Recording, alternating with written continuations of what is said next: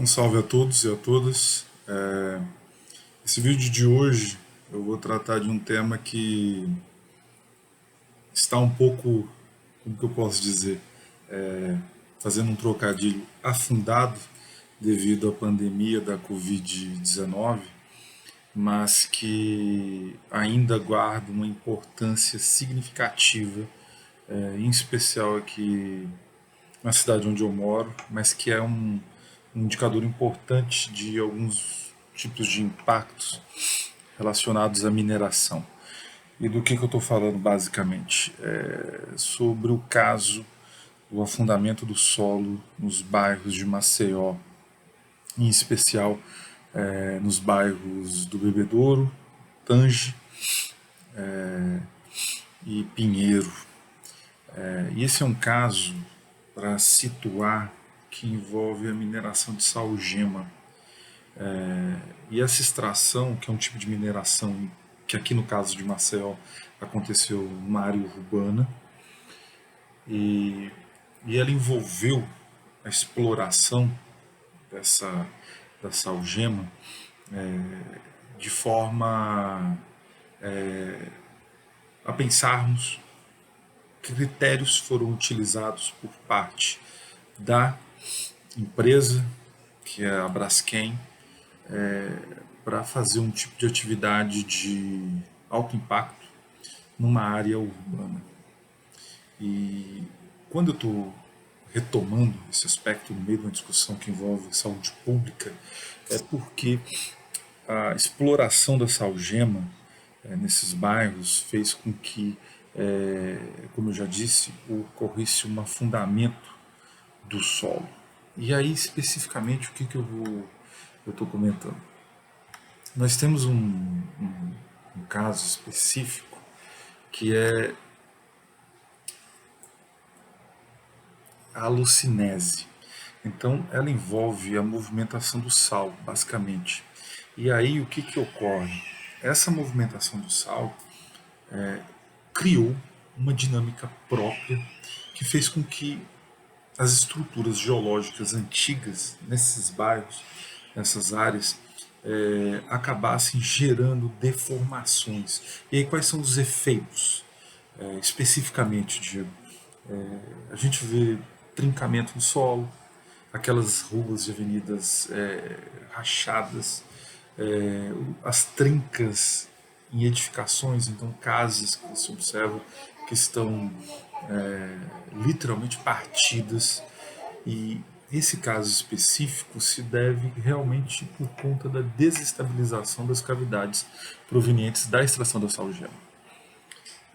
Por isso, a provocação dessa alucinese, que é a movimentação do sal.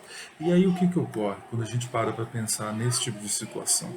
Você tem bairros que são povoados, mas envolvendo esses três bairros, mais de 30 mil pessoas, moradores. E aí você tem algumas áreas que são mais ou menos afetadas. E aí, o que acabou ocorrendo? O Serviço Geológico Brasileiro, ele classificou em zonas, e aí classificou por cores, as áreas onde estariam uma situação de maior risco. E por que eu estou dizendo isso? Porque essa classificação, que aí nesses mapas vocês vão observar as zonas mais em vermelho, em amarelo, em laranja, elas vão indicar o nível de risco envolvendo as pessoas estarem ali, vivendo ali. E hoje nós já temos um movimento por parte da empresa e de órgãos como a Defensoria Pública, o Ministério Público, para a retirada dessas pessoas e alguns procedimentos de indenização. Mas o que particularmente me chama a atenção nesse caso é o aspecto da saúde pública. E aí o que nós podemos observar já, pelo que nós poderíamos chamar até de custo da displicência, um aumento significativo de casos relacionados à depressão, à ideação suicida e até mesmo o suicídio. O transtorno de ansiedade ele perpassa ele é como se fosse aqui o primeiro indicador para a gente poder avaliar o nível de estresse, as reações dessas pessoas que vivem nesses bairros. E aí nós temos que pensar as reações do nível de estresse normal, agudo e pós-traumático. E aí, pegando esse gancho do pós-traumático, coloca-se uma situação sui generis, especificamente envolvendo esse caso da mineração em área urbana, promovida pela Braskem. É uma situação de desastre, mas qual é o que caracteriza especificamente essa situação de desastre da mineração, né? Ela não é como o Brumadinho ou o Bento Rodrigues, lá em Mariana, em Minas Gerais, em que o desastre ele ocorre. Você tem uma data em que ocorre a ruptura de uma barragem de rejeitos da mineração. O tipo de mineração aqui foi diferenciado. E aí a situação de desastre, ela tem uma característica de ser contínua. Então os moradores eles continuam suscetíveis ao estresse agudo gerado pela sensação de que a qualquer momento pode ocorrer uma tragédia.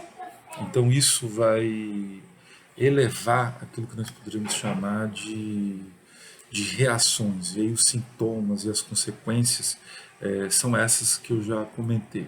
E aí eu queria só reforçar esse aspecto das reações. Então, por exemplo, com esses moradores, as reações imediata, pós-imediata e crônica, e aí a gente vai pensar no nível de estresse normal, agudo e pós-traumático, alguns pontos que chamam bastante atenção. A ansiedade e a depressão, ela em geral ela vai ocorrer naquilo que seria o estresse pós-traumático. Mas qual que é o problema com esse caso específico, como eu havia comentado, desse desastre? Ele é um desastre contínuo, então todos esses indicadores que nós poderíamos chamar, como reação imediata de alarme, pânico, crise emocional, algum tipo de sintoma de dissociação, paralisia, ou esses que eu havia comentado, ansiedade, depressão, transtorno de comportamento, eles não ocorrem como se fosse assim, 72 horas após a tragédia, o desastre, até 3 meses, depois de 3 meses. Eles se misturam por conta justamente dessa situação única de termos uma situação de desastre contínua. Isso agrava do ponto de vista da saúde pública e aí pensando especificamente em saúde mental, todo o quadro envolvendo o quadro social dos atingidos pela mineração. Então, essa, esse quadro que eu comento, ele vai trazer 4 aspectos que talvez pudéssemos classificar dentro dessas situações de estresse normal, agudo e pós-traumático. Uma prevalência de depressão, um transtorno de ansiedade que vai ser generalizado, o risco de suicídio, de ideação suicida, aumento de ideação suicida e o risco de suicídio, e também o transtornos relacionados ao uso de substâncias. Então, o abuso do álcool vai ser muito mais comum e também outras drogas. Então, esse é um quadro que aí a gente pode associar realmente esses transtornos relacionados ao uso de substâncias com a saúde mental. E aí é um tipo de quadro que as medidas precisam contemplar não só a realocação desses moradores, como já acontece, já vem acontecendo, mas não na medida necessária. Então esse vídeo aqui é muito mais um quadro, um aviso desse quadro de alerta que essas pessoas continuam a passar nesse momento da pandemia da Covid-19. Isso sem falar outros aspectos, como por exemplo, essas casas que estão abandonadas provavelmente podem acumular água da chuva, porque não tem tratamento, não há ninguém para retirar água parada, né? E aí você pode ver a proliferação de casos de arboviroses, dengue, zika e chikungunya nas áreas próximas com pessoas ainda vivendo. Então é um quadro em que esse território desses bairros, ele é como se ele fosse uma terra de ninguém. Ao mesmo tempo que você tem proprietários, tem pessoas, moradores que viveram a vida inteira lá e estão sendo indenizados ou em processo de indenização. Mas é esse interlúdio, esse momento, essa continuidade com riscos associados é que faz com que uma situação que já é grave pode ser mais grave ainda. Então eu termino esse vídeo com essa sensação de que aqui em Maceió especificamente, com esse caso da mineração em área urbana produzida pela Braskem, na extração do salgema, ele potencializou agora com esse caso do afundamento dos bairros, potencializou situações de risco. E aí são riscos que vão sendo cumulativos. Então, é o afundamento do solo, os impactos na saúde mental, mais a situação de aumento de casos de dengue na região e também agora com a Covid-19. Então, são riscos que são associados, situações de risco que se tornam associadas e que potencializam um quadro mais grave de saúde mental por parte dos moradores. Então, a ideia do Observatório de Impactos Ambientais de Saúde é continuar fazendo um monitoramento desse quadro. E aí eu espero que nos próximos vídeos a gente consiga trazer alguns dados empíricos sobre esse quadro. É isso, um grande abraço e até a próxima.